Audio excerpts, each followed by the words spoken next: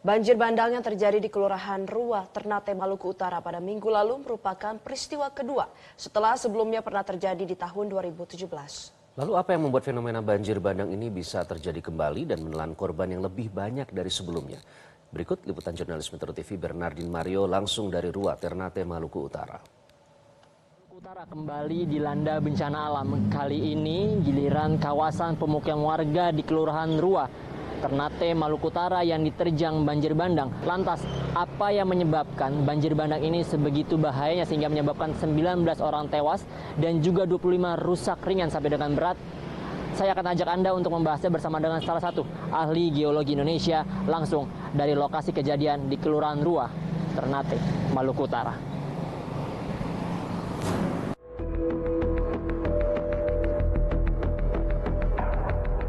Dalam perjalanan liputan menuju ke lokasi banjir bandang yang terletak di Kelurahan Rua, Ternate, Maluku Utara, saya mengajak ahli geologi dari Ikatan Ahli Geologi Indonesia atau IAGI Maluku Utara, Dedi Arif, untuk menemani saya, sekaligus menjelaskan bagaimana peristiwa banjir bandang yang menimpa warga Rua bisa kembali terjadi.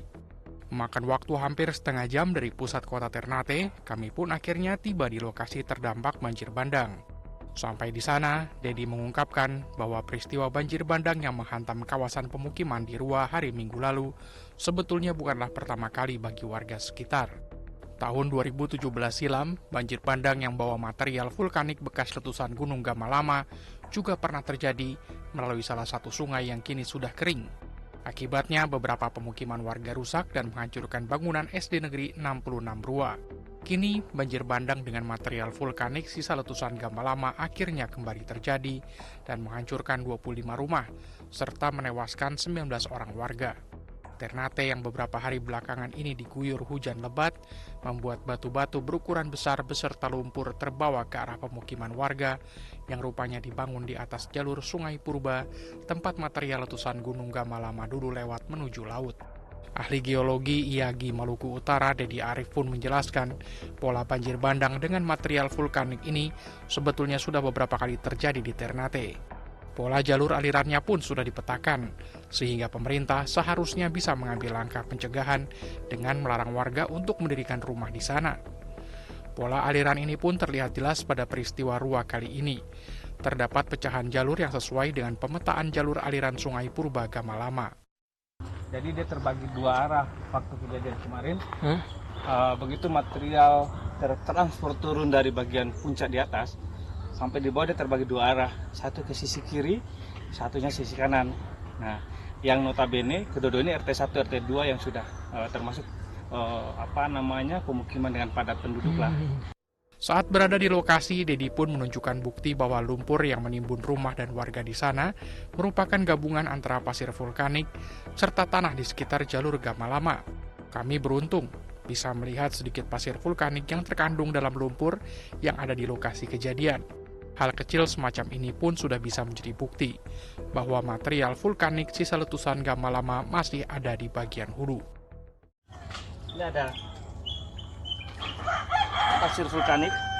Ini material primary dari aktivitas vulkanik tua Gamalama yang tersisipkan sangat tipis di antara layar lempung lainnya. Ini adalah material pasir vulkanik. Ini jadi pembuktian kalau bahwa ini material vulkanik. Ini sudah pasti ini material vulkanik. Nah, ini tertransport lumayan jauh ini. Kalau dari data geologi kemarin, kurang lebih jarak titik kejadian dengan puncak yang kami prediksi bahwa ada erositas yang kuat dan ada longsoran di puncak, itu kurang lebih 1,7 kilo. Sehingga material-material ini tidak langsung dengan hujan semalam tiba di sini, tidak. Tapi asumsinya dia ini secara bertahap disupport, ditransport. Jadi hari ini tertransport sekian meter, sekian kilo, sekian meter. Akhirnya lama-kelamaan di minggu dini hari adalah puncak dari debit air yang tinggi dengan volume yang kuat, sehingga mendorong secara masif material ini turun ke bawah.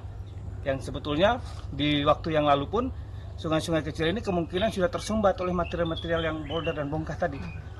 Peristiwa ini pun seharusnya bisa menjadi pelajaran bagi pemerintah Provinsi Maluku Utara dan pemerintah Kota Ternate untuk segera menormalisasi sungai-sungai mati di Ternate yang merupakan jalur tempat melintasnya material vulkanik Gunung Gamalama. Bongkahan batuan beku dan pasir vulkanik yang terlihat di peristiwa banjir bandang Rua sebetulnya sudah bisa menjadi alasan kuat untuk segera merelokasi warga yang mendirikan rumah di atas aliran sungai Purba Gama Lama. Jika kita material dari arah sana, dari arah utara sana, masuk ke sini, dia tidak langsung ke titik yang tinggi di Gawir ini, tapi dia langsung mencari zona atau area topografi yang lebih landai, lebih rendah. Otomatis laju material akan lebih cepat. Karena dia semakin miring, semakin landai karena relatif mau ke arah pantai. Nah, ini yang lebih membuat banyak korban kemarin seperti ini. Hidup di Ternate memang bukan hal yang mudah. Warga Ternate yang selama ini tinggal di punggung Gama Lama pun harus mulai sadar dan peduli akan bencana-bencana yang berasal dari aktivitas Gunung Gama Lama, sehingga peristiwa bencana alam seperti banjir bandang di Rua tak lagi terulang, bahkan memakan korban jiwa. Dari Ternate, Maluku Utara, Bernardin Mario, Metro TV. Jelajahi cara baru mendapatkan informasi. Download Metro TV Extend sekarang.